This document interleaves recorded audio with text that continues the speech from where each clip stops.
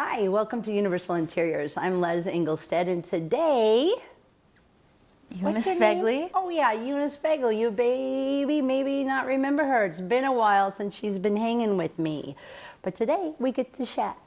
Whatever we get to talk about, it's going to come out. And today, the thought of worry.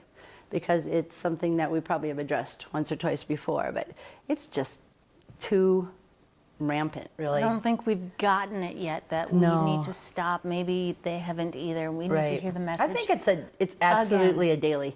It's a daily, and you might call it anxiousness, worry. I think it's the same thing. Fear. I think it boils down to fear, Uni. I really do. I think it's as simple as that. We can start out a day just feeling real good, calm, the peace is there, and it's one thing that can trigger us. Wet blanket. Yep. And it can be like, oh, I didn't get this done, or oh, I forgot all about. That can be the worry or anxiousness. Or I have a pain here that doesn't feel right. Right. Or the power of what if. Yeah. Going into tomorrow's. I just read the little old-fashioned saying that said, don't worry about your yesterday or your tomorrow. Do with today. That's why it's called the present. It's a gift, and that's where we need to stay in. And God's word is all very clear about that. You know what? There's enough worries out there about tomorrow's. Stay in there's this very day. He will provide what we need, but we have to operate in faith. A simple, really, trust. And that's when fear enters in, worries, anxiousness comes across, and it just is making this world sick, actually. Oh, yeah. Yeah, I had picked up this little book, and I know I love to share that with you guys, and this one is called Something to Smile About. I really just do encourage you to find, they're out there all over the place, or a calendar, or one of those little flips, something that you can chew on in the morning perhaps would be best, and something positive. Just if it takes a minute to read something or to look at it, like I said, a saying on the wall. I love that when people do. I get to work right now at the high school, and they've got all these little places all over the place to think about it. And it really is cool how it addresses just being positive and staying in the day and the success. And all of that boils down to just making the most of every day you've been given. But I was looking in this book, as I was saying, and Dr. Charles Mayo, Mayo Clinic, he once said, worry affects the circulation in the whole of the nervous system. I've never known a man who died from overwork, but I have known many who die from doubt. And doubt always creates worry, and in most cases, it's just lack of information that raises up the doubts. So if we can walk in a simple faith and just know that all our days are being taken care of. Right.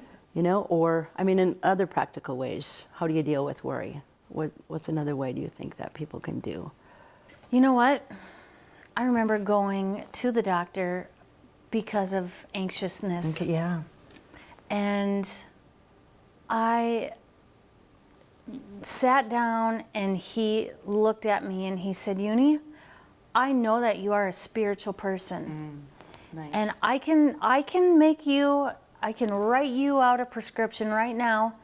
We can get you on medicine. We can do that. But he said, how would you feel if I encouraged and challenged you to do 2 things each day and see if it helped? Well, me being a little bit more of the natural, I was like, I have no choice. I have to take this first thing that he told me to do, give me these challenges. And he said, get into a book, devotional. Okay. Something that's inspirational. Nice. Be inspired if it is, like you're saying, just a little, like this. Yeah. This little Zig Ziglar book. Right. It's just like Perfect. a little blurb, something that you can just like grab your thoughts.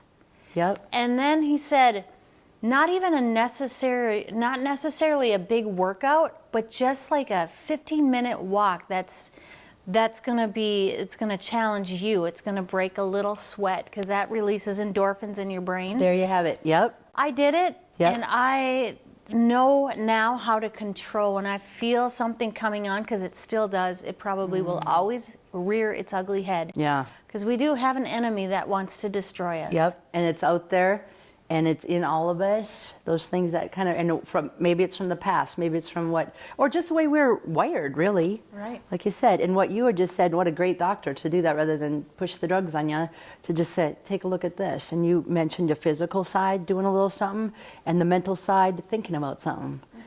And marry the great, right. And I that have never, ever dealt with that issue. powerful of anxiety ever again in my life.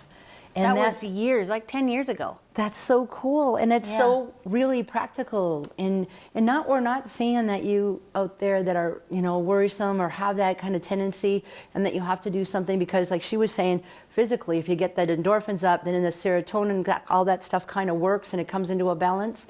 And I know we're always seems to be preaching that what you think you are kind of a thing, but what you surround yourself. But interesting enough, it was at the school today. I heard a English teacher, and she quoted somebody, and it was basically on the lines of, you keep telling yourself you are going to become that, what you talk of yourself.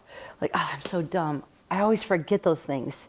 Some of my friends are pretty hard on themselves, and I tease them because they shouldn't be. There's many gifts in each of us. And but if you tell yourself, you walk by the mirror going, oh, well, next time you walk by the mirror going, that, you pull yourself up. That's what we got to do. That starts breaking away anxiousness. That starts breaking away doubt, and just really trying to find a place of rest. Because honestly, that is what is driving me crazy. How many people get stolen from? I'm a big fan of joy all around. And what steals that joy is when we get worrying about something, someone. And lots of times, Eunice, we do that nasty thing of comparing.